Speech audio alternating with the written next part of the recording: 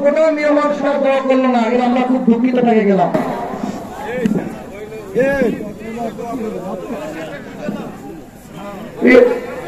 প্রিয় মুসলমান ভাইয়েরা, আপনারা মনে কষ্ট নেবেন না, আমাদের মাঝে সভাপতি সাহেব ভুল করে ফেলেছেন। নেক্সট টাইম আমরা ওনাকে সমর্থন করতে পারবো না, কারণ যে ভুল করবেন এটা ভুলে ক্ষমা হবে না।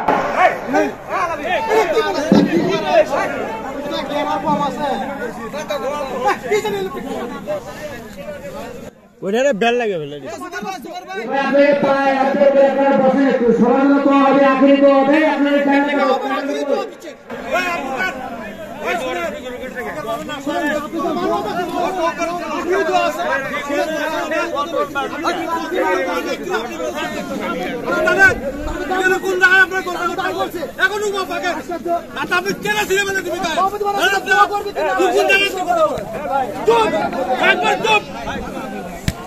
ভাই আমরা বিশৃঙ্খলা সৃষ্টি করবো, তাওফিক লানা ওয়া তারহামনা লানাকুনান্না মিনাল খাসিরিন।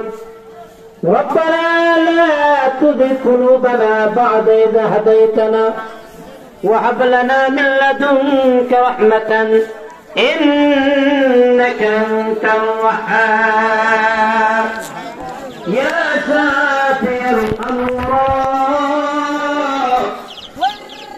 يا قوة المتين حسبنا الله ونعم الوكيل نعم المولى ونعم النصير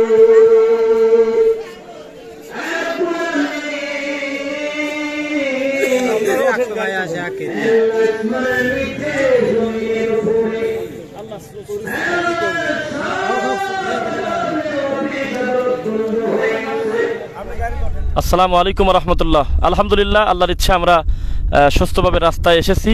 কিন্তু একটা কথা, উপদেশ তো অবসর মুফতিরা বসে তো উপদেশ খুব পাই।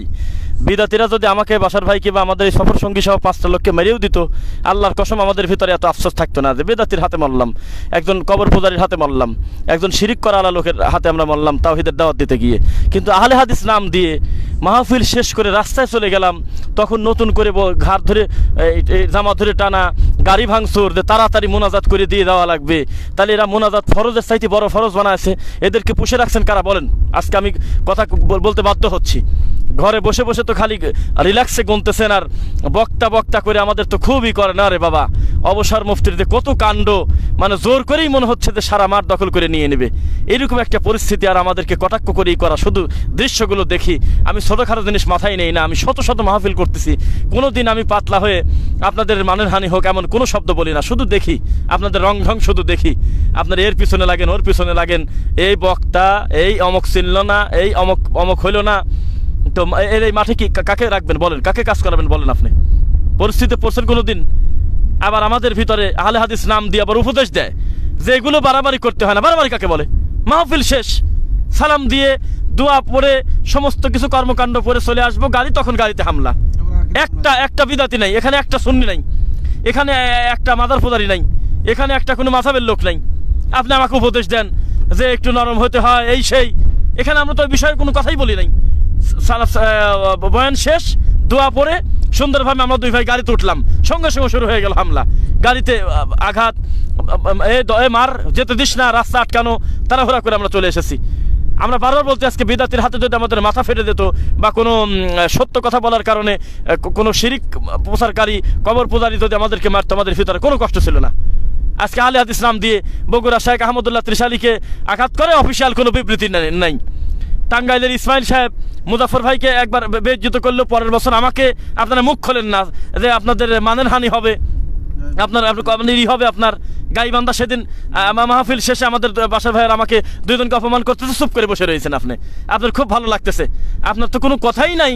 আপনি মাঝে মধ্যে সুযোগ পেলে আমাদেরকে বলেন যে এগুলো নিয়ে বাড়াবাড়ি করতে হয় না। বাড়াবাড়ি তো আপনি করতেছেন, আপনি অফিসিয়াল বক্তব্য দেন না কেন যে এই সমস্ত কুলাঙ্গার আমাদের না, যারা আহলে হাদিস নাম দিয়ে, সালাফি নাম দিয়ে যারা এই শিরিক করবে, বিদাত করবে, এই দোকান উদ্বোধন করে বেড়াবে, এখনো যারা রাসূলের সুন্নাহ মোতাবেক দোয়া পড়ে আপনার মাহফিল শেষ করে, তাদেরকে গালাগালি করে বেইজ্জত করবে। চুপ করে শুয়ে শুয়ে খালি ওদের মানুষের ছবি দিয়ে লাল চিহ্ন ক্রস দিয়ে কে কোন জায়গাতে 2 টাকা নেছে, কে কোন জায়গা কি করতেছে, কার মাহফিলে লোক বেশি হয়ে গেল, তারপরে আর একজন লোকের মাহফিলে কম লোক হয়েছে, কামড়াকামড়ি শুরু করে দিচ্ছেন। কোনো কিছু তো বুঝ পান না, ঘরে বসে বসে অবসর মুফতির ফতোয়া।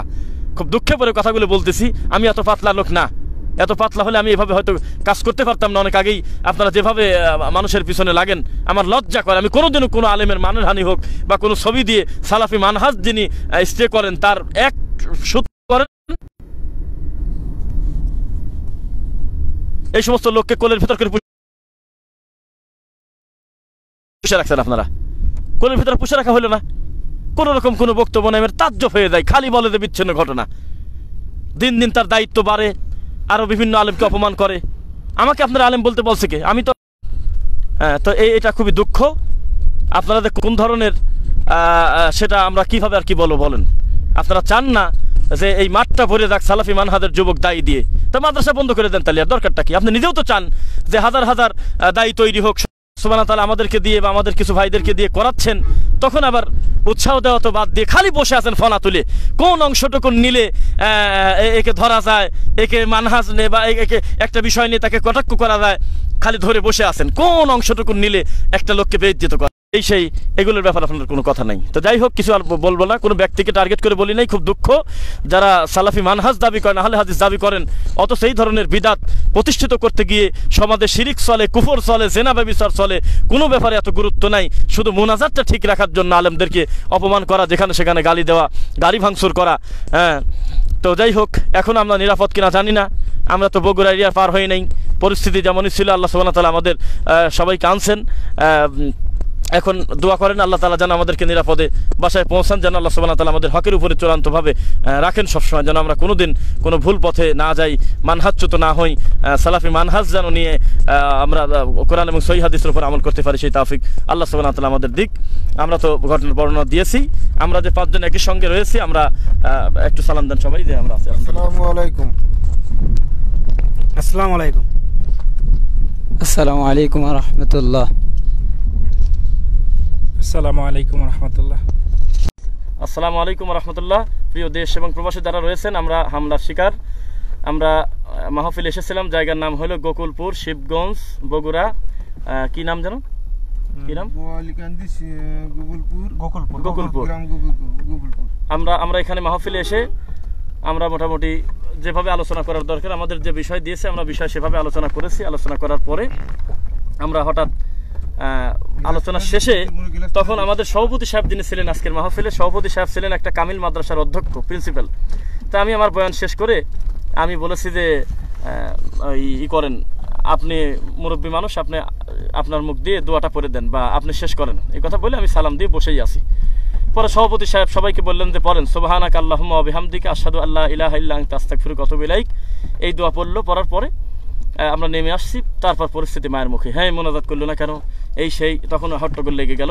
তারপর আমাদের গাড়িতে আঘাত করা হয়েছে, আমরা তাড়াহুড়া করে আমরা পালিয়ে চলে এসেছি। আমি আর বাসার ভাই ছিলাম, আর আমাদের সাথে আরও কয়েকজন আছে। তো সবাই দোয়া করবেন, আমরা এখনও নিরাপদ জায়গায় পৌঁছাই নাই। পরিস্থিতি ভাই কথা বলেন।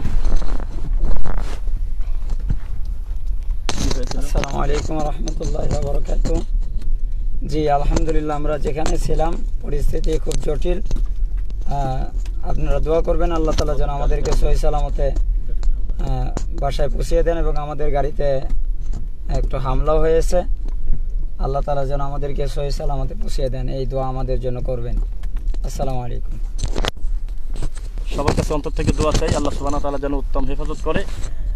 আমরা এখন বাসার উদ্দেশ্যে রওনা দিচ্ছি। আমরা ঠিক লোকেশনটা আপনাদেরকে বলতে চাচ্ছি না, তবে আমরা মোটামুটি ওখান থেকে সামান্য একটু দূরে এসেছি। এখনও খুবই চলতেছে, তারা একই কানাকানি করতেছে যে এই মারো মারো বলে ওরা তারা করলো। আমরা দ্রুত গাড়িতে উঠে তারপরে আমরা মোটামুটি এখন এই পর্যায়ে এসেছি। আপনার একটু অন্তর থেকে দোয়া করেন আল্লাহ সুবহানাহু ওয়া তাআলা যেন আমাদেরকে উত্তম হেফাজত করে। আমরা মোটেও ভীত না, আলহামদুলিল্লাহ। আমাদের জয় না, হকের জয় হোক, এইটা আল্লাহ সুবহানাহু ওয়া তাআলার কাছে সবসময় অন্তর থেকে দোয়া করবেন। আমরা পুরা মাহফিল করেছি, পুরা বক্তব্য, কোনো রকম কোনো নেই। তারপরে যখন আমরা নেমে এসেছি, কোন এক অসুস্থ ব্যক্তি লিখতেছেন যে পালিয়ে আসলেন কেন, বাহাস করতেন। তা আমরা আসসালামু আলাইকুম। ঠিক আছে ইনশাল্লাহ দোয়া করবেন, দেখা যাক সামনে কি আসসালামু পরিস্থিতি আমরা আলাইকুম। আপডেট জানাবো ইনশাল্লাহ। আসসালামু আলাইকুম রহমতুল্লাহ।